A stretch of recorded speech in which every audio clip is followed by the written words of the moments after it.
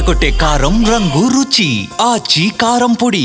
జూబ్లీహిల్స్ ఉప ఎన్నిక పర్వం అయితే కొనసాగుతూ ఉంది. ముఖ్యంగా ప్రధాన పార్టీలు అయినటువంటి బీఆర్ఎస్ కావచ్చు, బీజేపీ కావచ్చు, అలాగే కాంగ్రెస్ కావచ్చు, వారి వారి ప్రచారాల్లో అయితే నిమగ్నం అయిపోయినటువంటి పరిస్థితి అయితే మనకు తెలిసిందే. అయితే ముఖ్యంగా బీసీ సంఘాల నేతలు ఎవరి వైపు ఉన్నారు?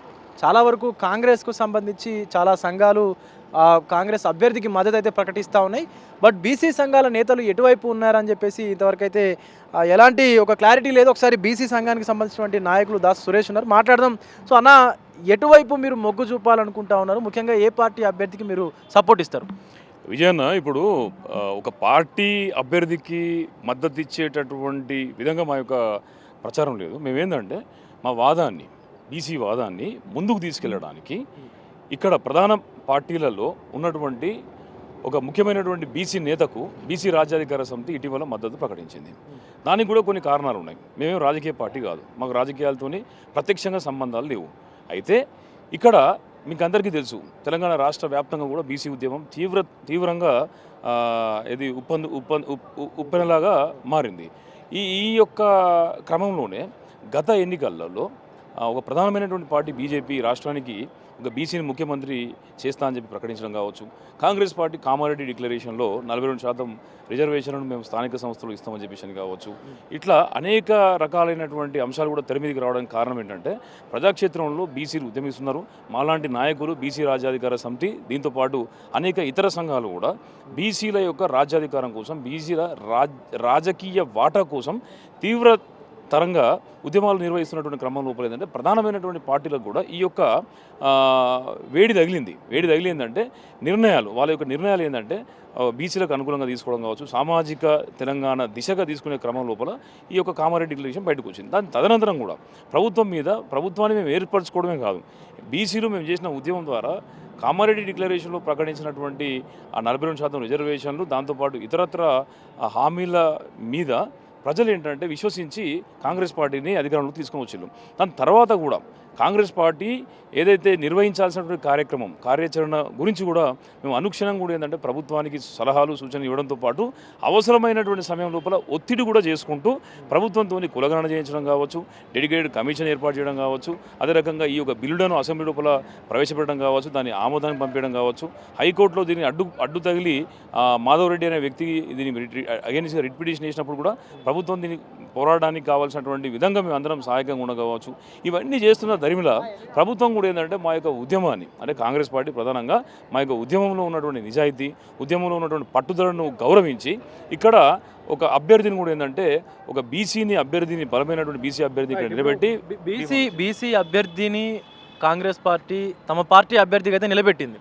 సో ఇప్పుడు మీరు బీసీ నాయకులుగా ఆ అభ్యర్థికి మీరు సపోర్ట్ చేస్తున్నారా లేదా? 100% మేము సపోర్ట్ చేస్తున్నాం, మద్దతు ప్రకటించినాము, ప్రెస్ మీట్ పెట్టినాము. అదే రకంగా కార్యక్షేత్రం లోపల దాదాపు ఒక 100 మంది బీసీ రాజ్యాధికార సమితి నాయకులు, క్యాడర్ కూడా డోర్ టు డోర్ క్యాంపెయిన్ చేయడము, అదే రకంగా అందరినీ కూడా మమేకం చేయడం, బీసీలందరినీ కూడా, అంటే బీసీలలో ప్రధానంగా ఈ యొక్క నియోజకవర్గం లోపల గొల్లా కుర్మ యాదవ, అదే రకంగా వడ్డెర, తర్వాత గౌడ, పద్మశాలి, ముదిరాజు, నాయి బ్రాహ్మణ, రజక, వీరితో పాటు గణనీయంగా ఏంటంటే ముస్లిం ఓటర్స్ కూడా ఉన్నారు.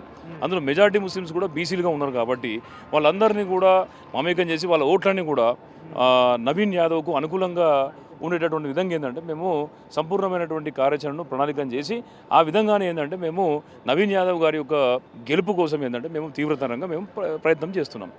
ఇందులో భాగంగా ఇప్పుడు మేము ఒకటే విషయం చెప్తున్నాం. ఇప్పుడు మేము గత నెల 18వ తేదీ రోజు చేసినటువంటి బంద్ విజయవంతం అవ్వడానికి ఏంటంటే అన్ని పార్టీలు సహకరించినాయి. ఆ రోజు బంద్కు మద్దతు ఇచ్చిన పార్టీలు, అసెంబ్లీలో బీసీ బిల్లును ప్రవేశపెట్టినప్పుడు అండగా నిలబడినటువంటి పార్టీలు, నిజంగానే బీసీ ఉద్యమాన్ని కనుక వాళ్ళు గౌరవించేది ఉంటే ఇవాళ జూబ్లీ హిల్స్ ఎన్నికలో కూడా ఒక బీసీ అభ్యర్థికి అవకాశం ఇవ్వాల్సి ఉండే.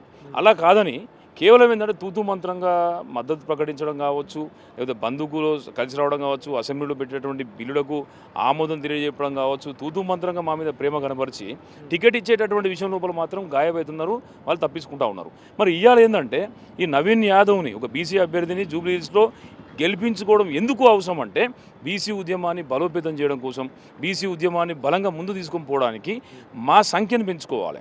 అసెంబ్లీలో మేము 56% మా జనాభా ఉంటే మాకు 70 మంది ఎమ్మెల్యేలు ఉండాల్సి ఉండే. కానీ దురదృష్టవశాత్తు ఇవాళ ఏంటంటే కేవలం 20 మంది ఎమ్మెల్యేలు మాత్రమే బీసీలు ఉన్నారు. మాకు వచ్చిన ప్రతి అవకాశాన్ని మేము వాడుకోవాలి. జూబ్లీ హిల్స్లో ఒక బీసీ రూపంలో నవీన్ యాదవ్ కనుక గెలిచి అసెంబ్లీలో అడుగుపెట్టేది ఉంటే మా ప్రాతినిధ్యం పెరుగుతుంది. మా ప్రాతినిధ్యం పెరిగితేనే మా ఉద్యమం బలపడుతుంది. ఇది కేవలం రాష్ట్రవ్యాప్త ఉద్యమం కాదు, ఇది దేశవ్యాప్త ఉద్యమం. దేశవ్యాప్త ఉద్యమం బలపడాలంటే మాకు తప్పకుండా ఏంటంటే మా యొక్క ఎమ్మెల్యేల సంఖ్య పెరగాలి, ఎంపీల సంఖ్య పెరగాలి, మాకు వాళ్ళ మద్దతు కూడా అవసరం. ఎట్లయితే తెలంగాణ ఏర్పడుతున్నటువంటి సమయం లోపల ప్రతి ఉప ఎన్నికను కూడా తెలంగాణ యొక్క అభిమతాన్ని ఆవేదనకు అద్దం పట్టేటటువంటి విధంగా ఏదైతే ప్రతి ఎన్నికను కూడా తెలంగాణ వాదులు గెలిపించుకున్నారో అదే రకంగా ఇక్కడ బీసీ అభ్యర్థిని గెలిపించుకొని బీసీ వాదాన్ని బలపరచుకోవడానికి తెలంగాణ రాష్ట్ర వ్యాప్తంగా ఉన్నటువంటి అందరూ బీసీలు కూడా వాళ్ళ బంధువులు, వాళ్ళ సోదరులు ఎవరైతే జూబ్లీ హిల్స్ వేదికగా ఉన్నటువంటి నియోగవర్గం ఉన్న వాళ్ళకు ఫోన్లు చేస్తారా, సోషల్ మీడియాను వాడి చెప్తారా, ఏ విధంగా చెప్తారో చెప్పి తప్పకుండా వాళ్ళను అందరినీ కూడా పురమాయించేందంటే నవీన్ యాదవ్ గెలుపు కోసం అందరూ కూడా పాటుపడాల్సిన అవసరం ఉందని చెప్పేసి తెలియజేస్తున్నాం. సో రైట్, చూస్తూ ఉన్నాము బీసీ సంఘాల నేతలు ఎవరైతే ఉన్నారో పూర్తిగా నవీన్ యాదవ్కే తమ మద్దతునైతే ఇస్తూ ఉన్నారు. ఎందుకంటే అసెంబ్లీలో నవీన్ యాదవ్ అడుగు పెడితే బీసీ వాదం అనేది ఇంకా కూడా పెరుగుతుంది. ముఖ్యంగా రాష్ట్రంలోనే కాదు దేశవ్యాప్తంగా కూడా బీసీలు తమ రాజ్యాధికార స్వప్నాన్ని కళని కూడా నెరవేర్చుకునేందుకు అవకాశం ఉంటుందంటూ కూడా బీసీ నాయకులు అయితే మాట్లాడుతున్నారు. వీడియో జర్నలిస్ట్ శ్రీకాంత్తో విజయ్ బిగ్ టీవీ హైదరాబాద్ నుండి.